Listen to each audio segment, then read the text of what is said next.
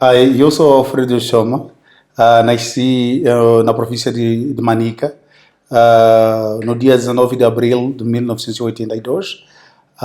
Nasci numa família dos pais separados. O meu pai separou com a minha mãe quando tinha mais ou menos 5 anos.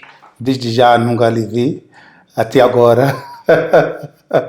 Ah, Porque ele acabou desaparecendo, foi para Zimbábue e o resto ficou uma história. É mais ou menos isso. E em 2018 entrei no barco muito grande que é chamado Parque Nacional de Gorongosa, e sou gestor do programa Clube de Jovens. E eu, quando os meus pais divorciaram, não, não tive uma infância boa. É que é o resumo de tudo. Não tive uma infância boa. Porque a situação já estava mal mesmo na altura. A pobreza estava muito alta. Mas adicionou-se o caso do meu pai ter deixado a minha mãe. Então, quando o meu pai deixou a minha mãe, acabamos. Quando começou a guerra, como estava bem a falar aqui, há 16 anos, acabamos de sair para Zimbábue também, porque eu nasci em Rotanda, perto de Zimbábue, e fomos até lá e ficamos quase a maior parte da guerra de 16 anos. Não vi, mas eu senti, porque dizimou muitas vidas e não foi fácil para ninguém. A pobreza que estava a afetar Moçambique acabou afetando também uma parte de onde eu estava a ficar. E isto não agradou a ninguém. E quando eu fui para Zimbábue, eu tinha os meus 9 anos. É por isso mesmo, para começar a primeira classe, acabei atrasando muito, porque depois de separação dos meus pais, a minha mãe não tinha como nos sustentar e acabamos ficando muito, ficamos muito em casa, sem poder ir na escola. E quando a situação ficou assim no bazar, é quando começamos a correr para as escolas para estudar, mas já era muito tarde. Tinha mais irmãos? Eu tinha uma única irmã, Mais velha ou mais jovem? mais nova. Infelizmente ela acabou perdendo a vida e a minha mãe também perdeu a vida. Assim fiquei sozinho, sou filho único, não tenho mãe, pai, nem sei se ele está vivo ou já está morto. Como é que foi aquela experiência no Zimbábue? Havia muita população de origem moçambicana? Havia muita população, muitas pessoas foram para lá. Ainda recordo no tempo de guerra de 16 anos, os soldados estavam em confrontação. Eu não gostaria de falar os nomes de partidos, não partidos, vieram até lá onde estávamos e algumas pessoas foram massacradas. Mas está a falar de onde estavam? No Zimbábue. No Zimbábue. Vieram seguir. Entraram na fronteira do Muitas Zimbábue. pessoas não sabem isso. A guerra de 16 anos não afetou só Moçambique, mas afetou também a parte fronteiriça do Zimbábue, porque a população maior fugia deste lado e ia para lá, do outro lado. E porque o Zimbábue foi um dos países que ajudou muito o governo moçambicano para lutar contra a resistência naquela altura. A resistência ia para o Zimbábue seguir, para desmotivar o Zimbábue para se meter na guerra que não era dele. Então acabava cortando, ainda recordo relatos, eu não vi, mas relatos de cabeça de pessoas cortadas, espetados em pauzinhos na estrada, como uma maneira de dizer: não venham a este lado, porque senão nós vamos entrar aqui também. Levavam pessoas para, por exemplo, para se unir forçadas às fileiras? Acontecia também desse lado? Daquele lado não, porque daquele lado eles faziam isso aqui dentro de Moçambique, porque quando há guerra, como em qualquer país, há luta de engrossar as fileiras. Então qualquer jovem, qualquer rapaz que tem uma idade que pode carregar uma arma é recrutado, até outros menores, para crescer e a conhecer a guerra. Mas lá do outro lado era um castigo. Então não recrutava ninguém, só matavam. Os anos iniciais não teve acesso à escola, pelo que está a dizer? Eu atrasei muito a estudar. Parece que eu terminei a minha 12ª com meus 20. 20, 19, 20 anos.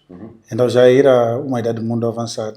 E este- Até não 12ª, 19 anos, acho que estava a terminar a 10ª classe.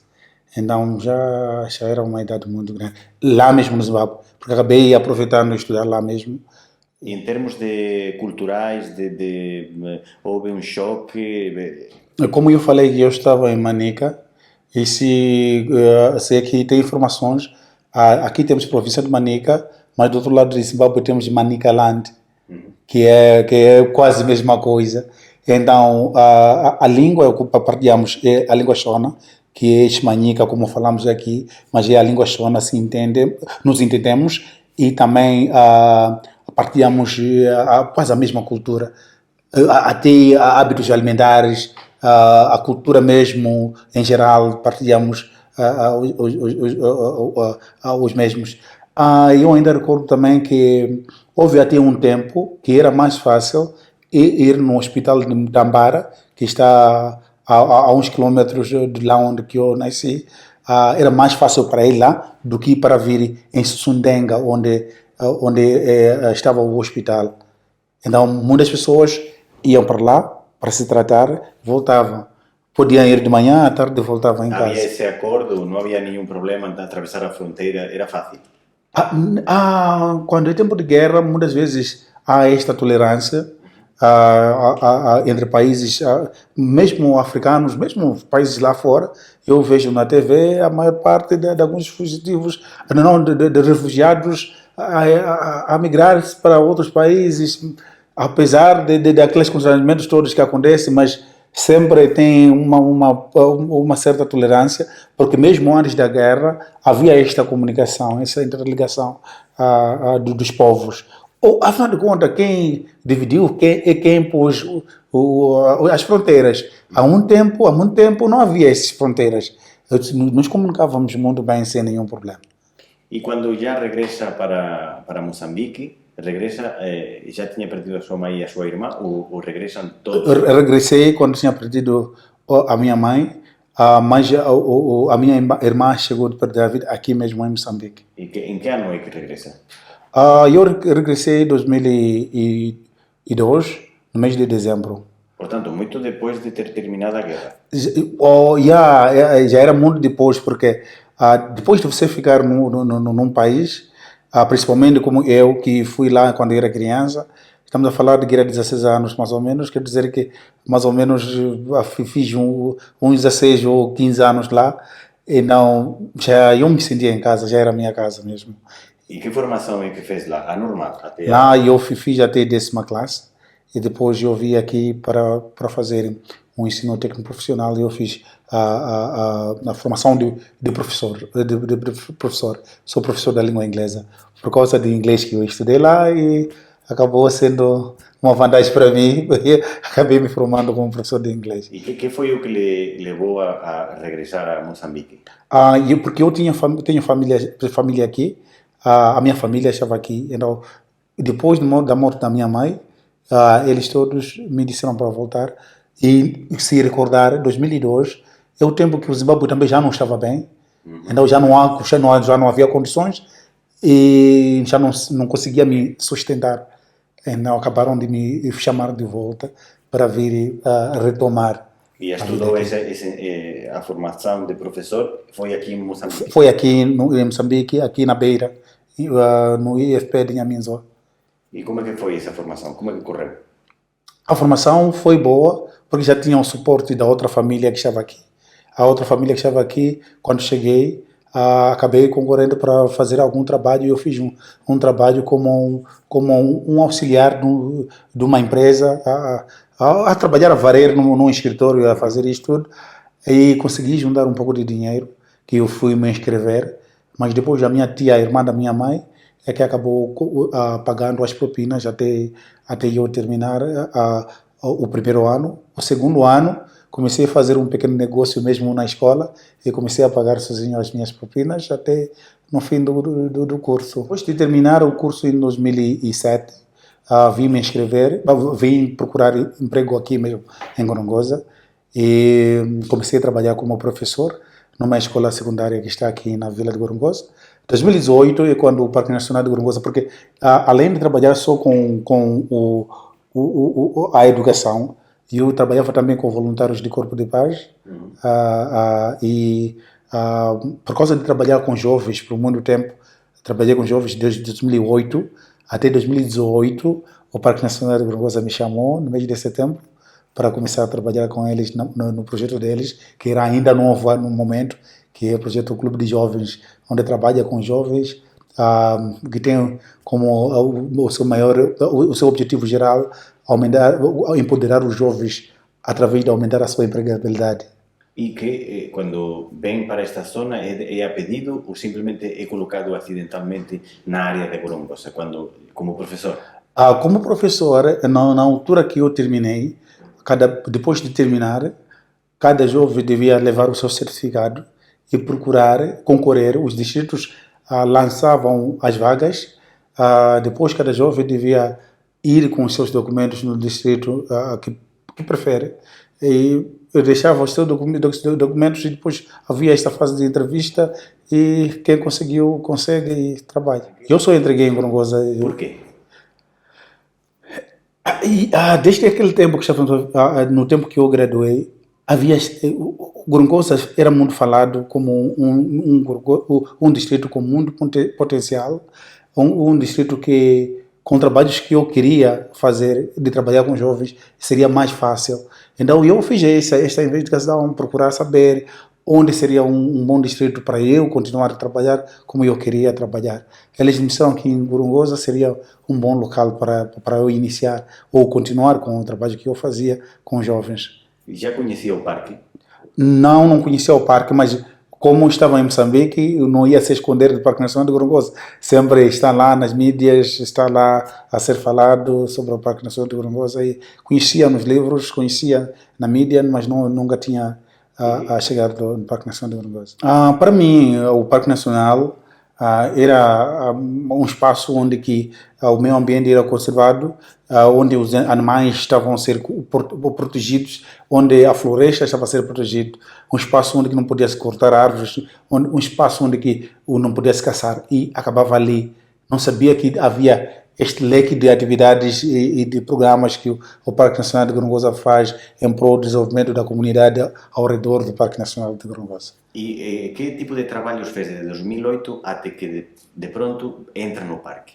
Eu era professor da língua inglesa e de TICS, Tecnologia de Informação e Comunicação, e eu trabalhava com jovens, como eu falei, num projeto de Corpo de Paz que era chamado Juntos, Jovens Unidos no Trabalho para a Oportunidade de Sucesso, que era um projeto secundário de Corpo de Paz em Moçambique, o que tem o principal objetivo a promover comportamentos saudáveis nos jovens. Então eu era coordenador comecei como coordenador daqui no distrito de Gorongosa. Depois, por causa de trabalho que eu mostrava, fui coordenador provincial. Depois desse trabalho, fui coordenador nacional, que eu conheço muitos jovens, tenho uma rede muito grande de jovens de Rovuma, Maputo, através desse programa. O programa tínhamos um grupo de jovens de um número não limitado, que varia dos 50 para lá em cima, de jovens que nós denominávamos agentes de mudança, onde nós falávamos sobre questões de saúde para os jovens, principalmente assuntos relacionados com a saúde sexual e reprodutiva, muito mais focalizando HIV/SIDA e outras doenças sexualmente transmissíveis. Então, estes agentes de mudança, cada comunidade ou escola tinha os seus agentes de mudança que eram formados para estas áreas. E esses jovens depois iam para lá para informar os seus amigos. Cada jovem devia informar mais ou menos 5 do que tratávamos como maneira para tentar reduzir o consumo de drogas, de álcool, casamentos prematuros e gravidezes prematuras. Era muito problema, não só na área. É por isso que trabalhávamos em Rovuma, Maputo, em Moçambique. Se você reparar muito bem, quase a metade da população é jovem. E se você reparar a taxa de coisa de natalidade. contaminações ao nível do país, os jovens é que estão a liderar. Então, é uma preocupação, principalmente porque as mulheres também estão em frente. É uma nossa preocupação de tentar a proteger o número que conseguimos, através de dar eles informações de como é perigoso ter múltiplos parceiros, fazer sexo sem proteção, e essas outras coisas que são vias de transmissão dessas doenças. E como é que daí chega a Gorongosa? Disse que foi chamado para Gorongosa. Sim, eu ainda recordo, eu estava nos Estados Unidos na altura, porque o Corpo de Paz acabou de me dar um programa que eu fui participar por 3 meses nos Estados Unidos, e é de lá mesmo que recebi esta informação, que o parque ia começar com este trabalho, e me deram uma oferta de emprego. E então foram a sua procura precisamente por causa quer dizer, do seu, quer dizer, das suas capacidades, do seu currículo. Isso. Porque eles já sabiam, algumas pessoas eu já tinha trabalhado com eles no projeto do Corpo de Paz, e daí eles já perceberam que, afinal de contas, eu já tinha muito tempo trabalhando com jovens, então acabaram a me solicitar para fazer parte da equipa, porque tinha mais um outro colega que estava aí, que trabalhava comigo. Porque o senhor, mesmo sendo responsável nacional, continuava a residir na Gorongosa ou aqui na zona? Continuava a residir aqui em Gorongosa, porque o Corpo de Paz acabou criando um network de trabalho online, que conseguíamos coordenar tudo via formas online, e fazíamos um trabalho excepcional. Qual foi a sua impressão quando foi chamado? Pronto. Como eu tinha falado aqui no início, eu pensei que o Parque Nacional do Gorongosa era só proteção de animais e árvores e plantas. Eu pensei, o que é isso? Como é que os jovens, o que tem os jovens com a proteção do meio ambiente? Mas como era um desafio, que era um bom desafio, porque me explicaram um pouco como íamos a trabalhar, eu disse, deixa arriscar, deixa tentar entrar neste barco para tentar ver se eu vou conseguir ou não. Quando eu entrei, no primeiro dia que eu me encontrei com a diretora do departamento... Quem foi a pessoa que foi à sua procura e que lhe convenceu para entrar? Primeiro foi um colega que eu ia trabalhar com ele, que era Casey, era um americano, que me convidou, porque ele já me conhecia, porque foi Corpo de Paz. Ele foi Corpo de Paz, então já me conhecia. Ele me convidou, pelo que eu cheguei a ouvir, é que ele que disse isso para a diretora na altura, que não me conhecia, que eu estava aqui no distrito de Gorongosa. Então, ele me solicitou para falar com a diretora, porque a diretora tinha dito que queria falar comigo.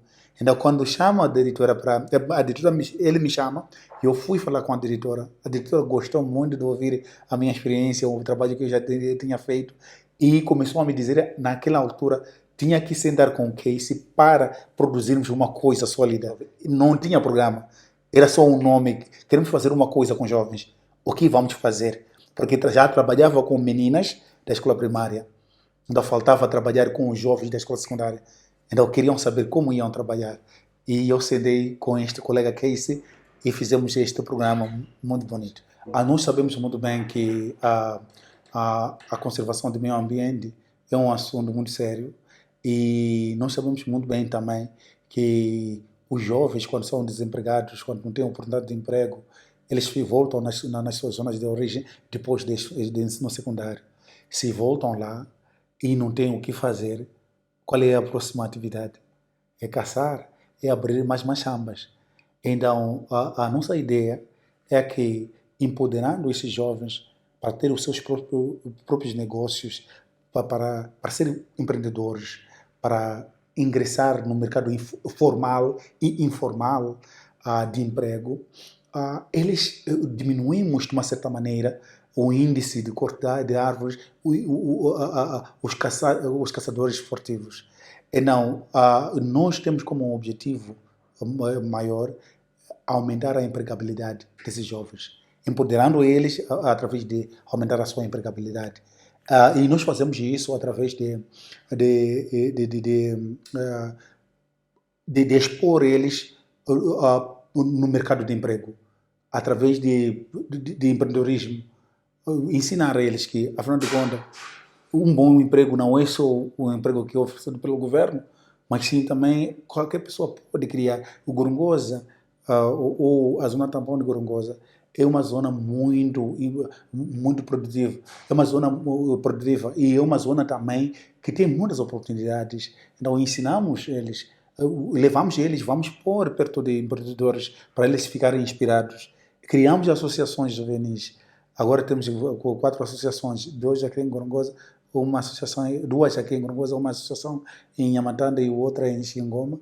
E trabalhamos em coordenação ou em parceria com GIZ, para tentar criar alguma coisa para esses jovens fazer. Formamos eles em cursos de curta duração, em serralheria, canalização, nós temos eletricidade, temos muitos cursos por lá, corte e costura, e esses cursos todos é para o jovem, depois de ser formado, ele consegue ter a sua própria máquina e consertar roupas das pessoas da zona e ganhar alguma coisa. E o jovem, depois de terminar, consegue arranjar a torneira do vizinho que não está bem e consegue alguma coisa para se sustentar. São, digamos que, como workshops de profissionalização, de coisas que podem ser úteis para estes jovens. É isso e muito mais, porque nós formamos na parte de hard skills, que é isto de saber fazer, e nós também formamos na parte de soft skills, que é saber ser. Gestão do tempo, gestão de conflito. Estamos numa zona propensa a conflitos. Gestão de conflitos, gestão do tempo, planificação, empreendedorismo, gestão de pequenos negócios. Este leque de atividades. Nós ensinamos para os nossos jovens para poderem crescer como homens íntegros, como homens completos, com todos os conhecimentos que um homem que deve ter, que pode ter sucesso, deve ter. Porque alguns desses nossos jovens podem não ter sucesso porque não estão expostos a essas oportunidades, a este ambiente, de pessoas empreendedoras, de pessoas com visão. Temos uma coisa que nós vimos durante o levantamento de necessidades. Descobrimos que os jovens só entendiam que existe trabalho como polícia, como enfermeiro e como professor, porque é esta personalidade que está na comunidade onde vive. Você chega numa comunidade e você encontra um professor, um enfermeiro e um polícia. Então, para eles querem ser essas 3 coisas. E todos acabam se formando nessas áreas e não têm emprego. Portanto, o procedimento que vocês implementaram foi uma espécie de levantamento de necessidades prévio, não? Yes. Tivemos estes levantamentos no início para podermos oferir o nível de gaps, de falhas que estão nos nossos jovens. Como é que fizeram esse trabalho? Nós tivemos um inquérito ao nível da zona tampão. Tivemos um inquérito onde que fomos, tínhamos um leque de perguntas para diferentes pessoas e pontos focais. Tivemos isto com encarregados, tivemos isto com os próprios jovens, tivemos isto até com as empresas que existem na zona tampão. O que nós queríamos saber é que o jovem, nós íamos perguntar a ele, ele dizia que nós não... você quer ser o quê? Eu quero ser professor ou enfermeiro ou polícia. Depois, o que está acontecendo aqui? Então, entrávamos na comunidade, procurávamos na parte de empreendedores, quais são as oportunidades que estão aqui. Então, isto era para tentar vermos o que podemos informar os jovens que existem quando começamos nosso programa. Muitos jovens não sabiam que podem trabalhar no Parque Nacional de Gorongosa. Então, os cursos que procuram são de coisas que estão longe, mas o Parque Nacional de Gorongosa está aqui. Emprega muita gente, o Parque Nacional de Gorongosa. Na zona também emprega muita gente.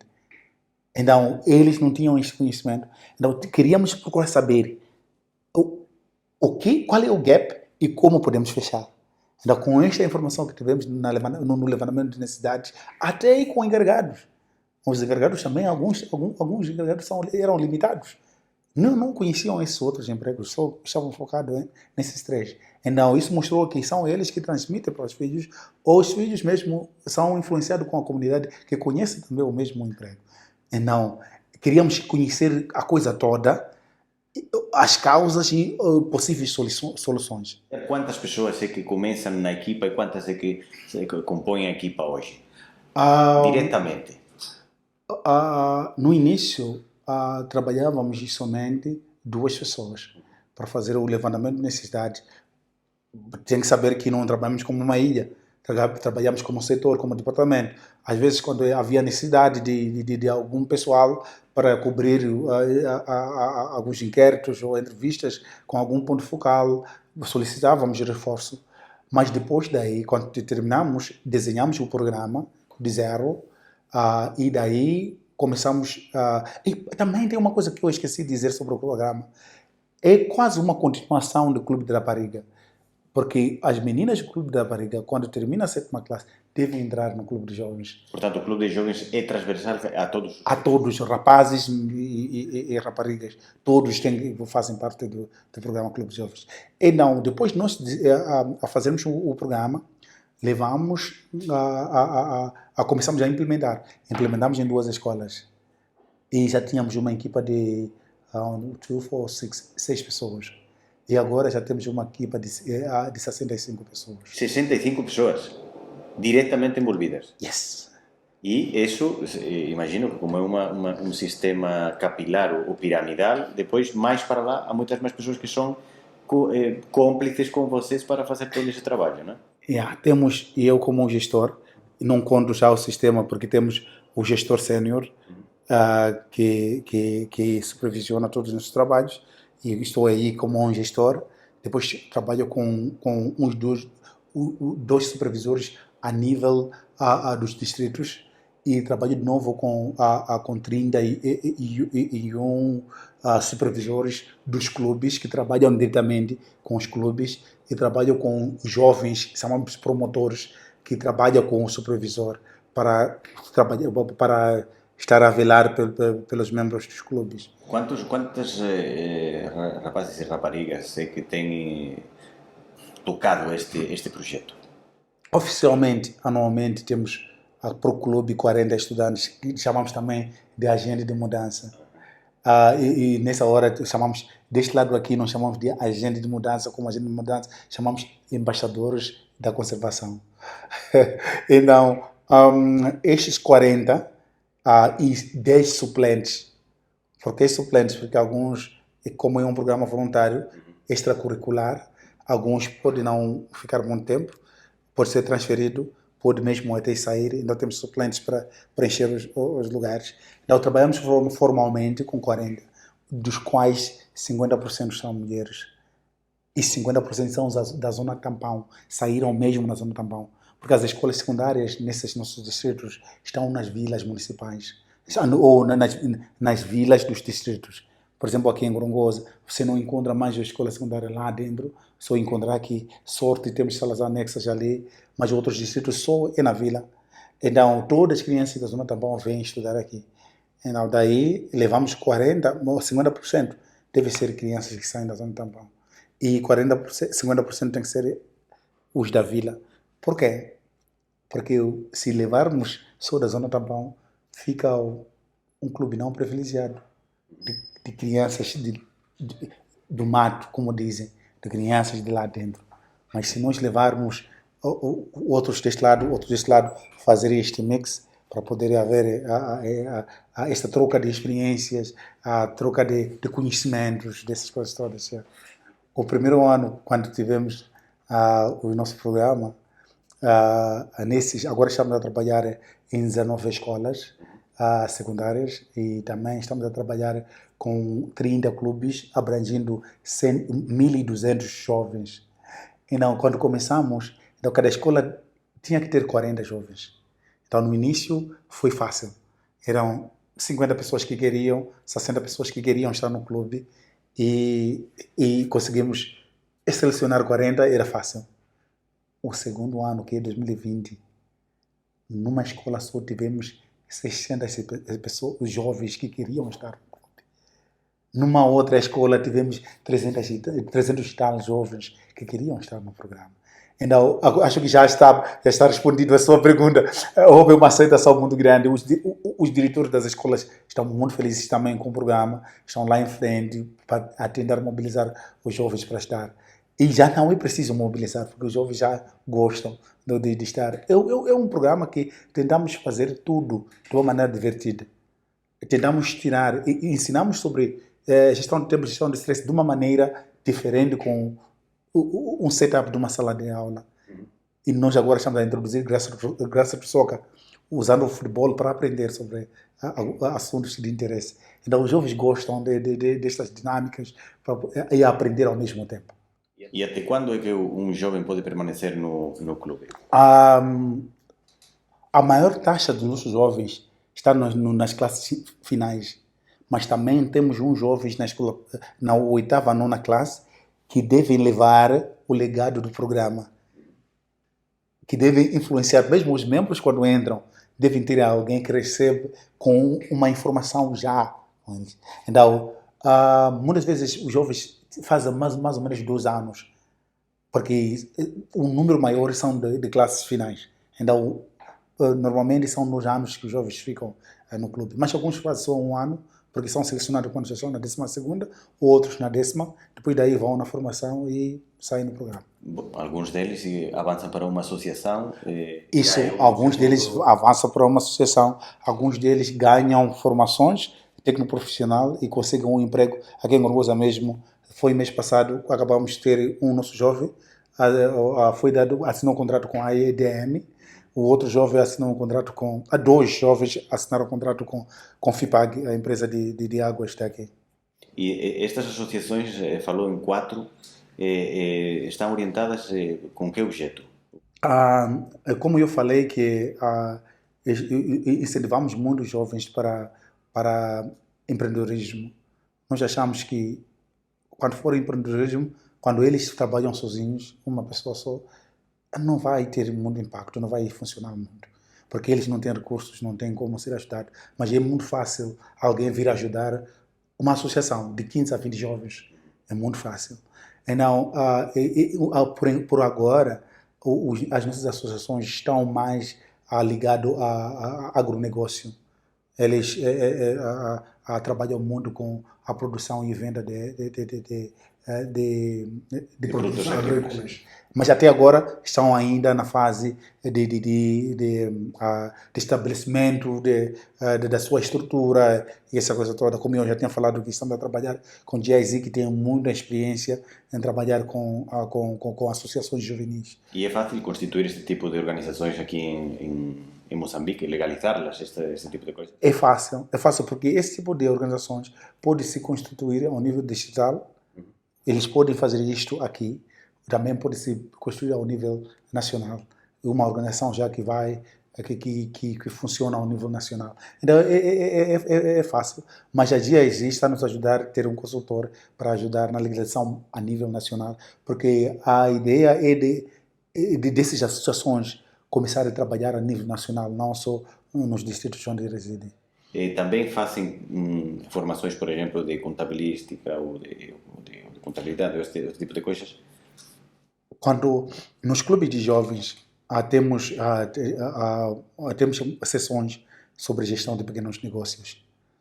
É aí onde sai a parte da contabilidade, gestão de pequenos negócios. Porque não queremos que seja uma coisa muito formal que o jovem deve sentar e pensar, dizer agora, ok, aqui. Queremos uma coisa que ele aprende de uma maneira natural. Ele foi visitar um empreendedor local, volta, é dado uma sessão sobre gestão de pequenos negócios. E isso é extracurricular? Nós tínhamos pensado nisso, vimos que seria um grande problema termos mais uma atividade num dia que já está muito apertado. Daí trabalhamos com as escolas. Não há nada que nós fazemos que o diretor da escola não sabe. Não há nada que nós fazemos que o diretor distrital não sabe. Então, devem saber, devem entender. Todos os planos, antes de se mandar para mim como gestor do programa, devem se mandar para o diretor da escola, devem se mandar para o diretor distrital para dizer, ok, nós concordamos, isso está tudo bem.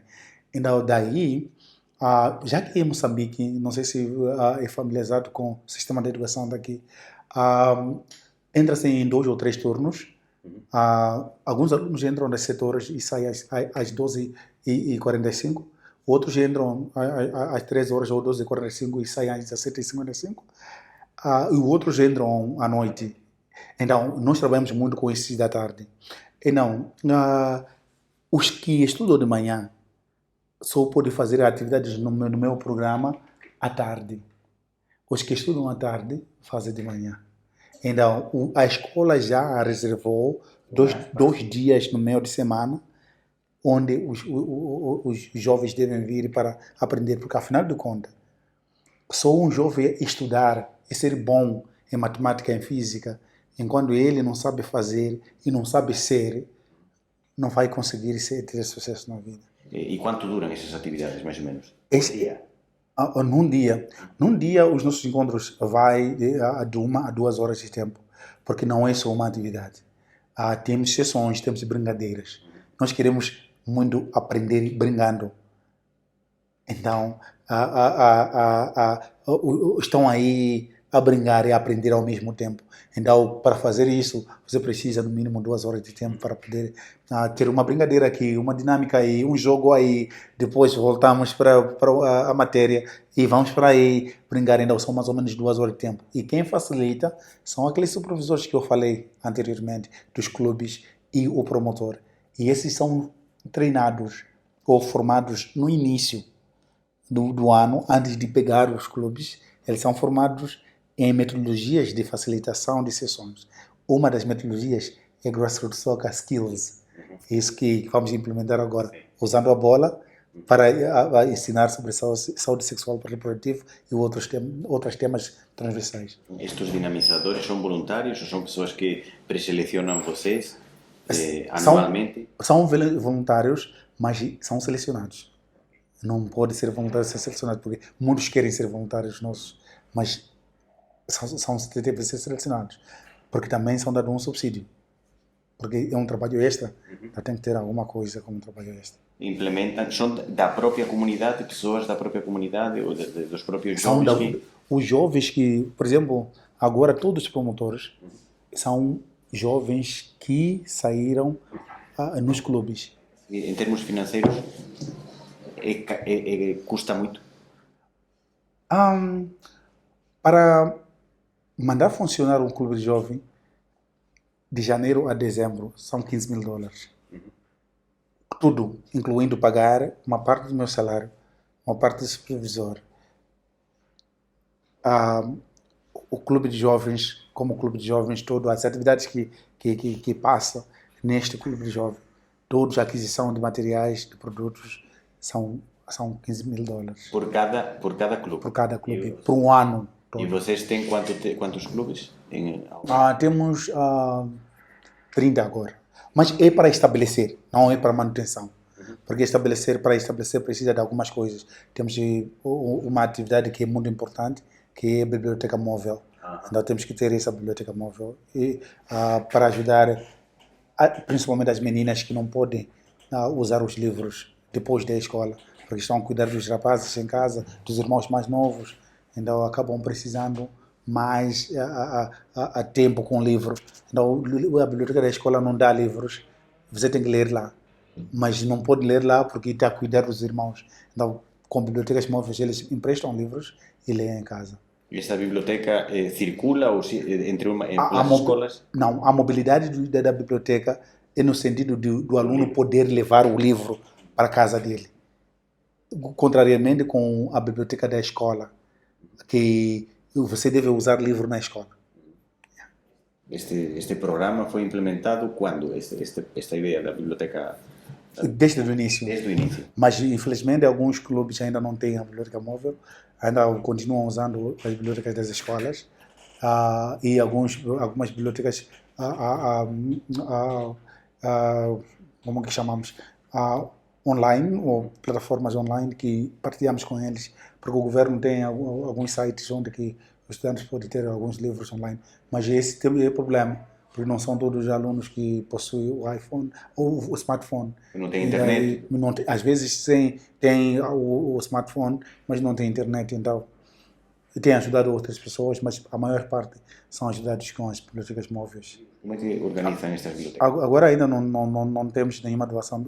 Tivemos algumas doações, mas os livros escolares, curriculares, que se usam nas escolas, nós consultamos nas escolas para poder saber quais são os livros que eles usam nas escolas. Eles podem ter só um livro ou dois, então nós compramos mais e nós cuidamos dos livros.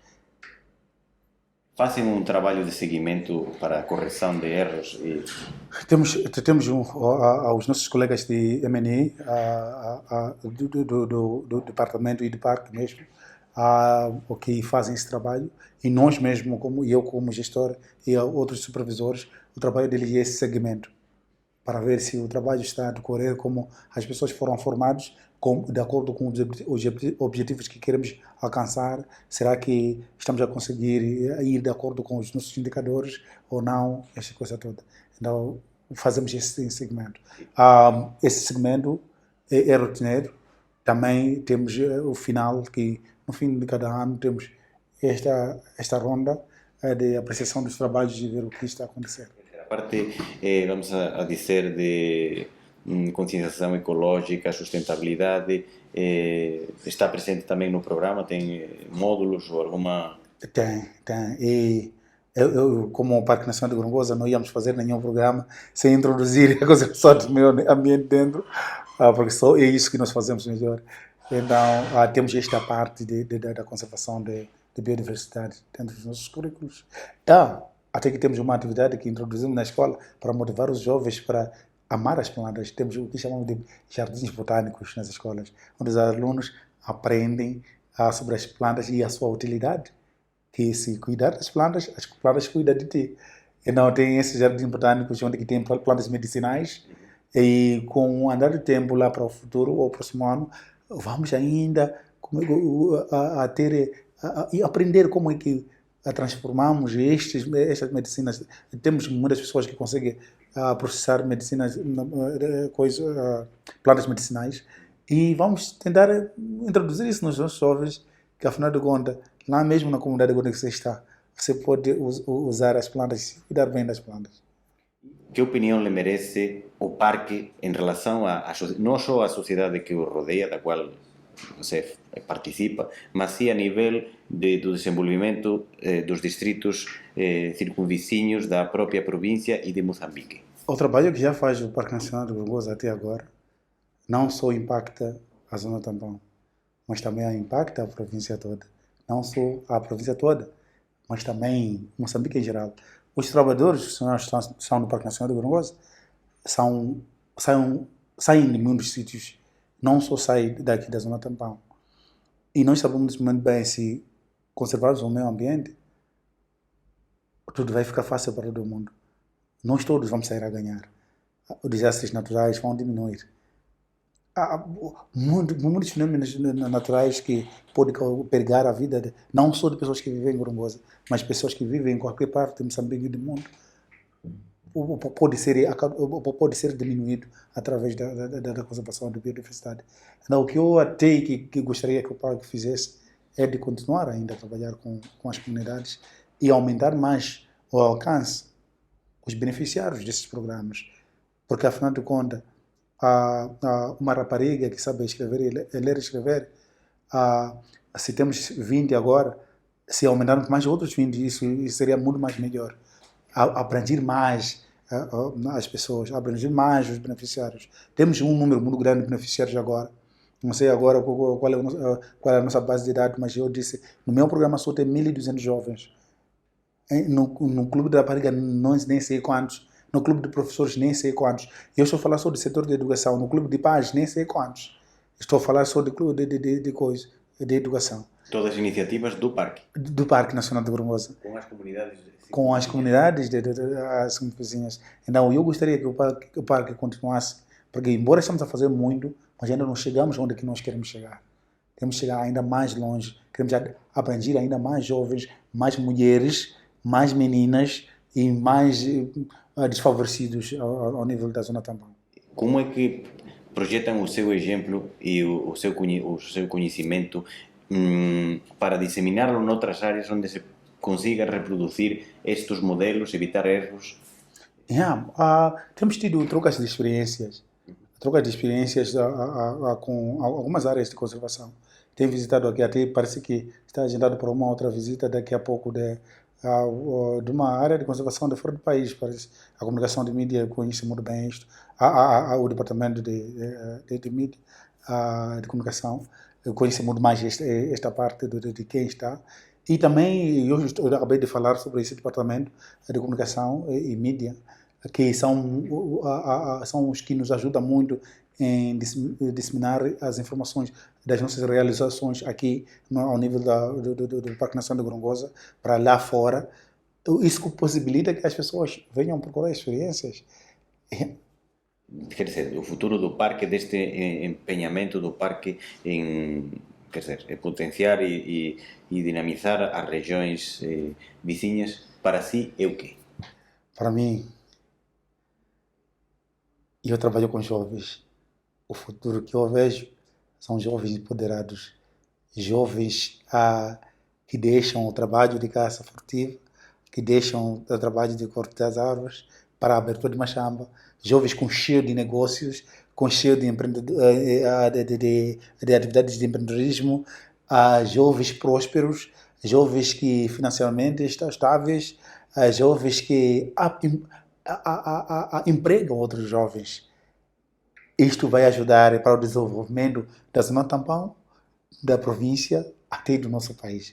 Então, eu tenho esta visão de jovens da zona tampão diferentes, com muitas ações empreendedoras, a impactar muito nas suas vidas, com saúde, através dos nossos programas de saúde, muito saudáveis, com menos índices de contração de HIV-Sida, muito fortes a trabalhar sem limitações.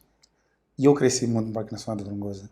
E eu costumo até ir com alguns colegas meus. Eu costumo dizer que quando eu reparo atrás, onde eu saí, e reparo onde estou agora, ao nível de tudo, nível de profissionalismo mesmo, estou mais desenvolvido no Parque Nacional de Gorongosa. Por quê? Porque o Parque Nacional de Gorongosa atrai muita gente, com muitas experiências.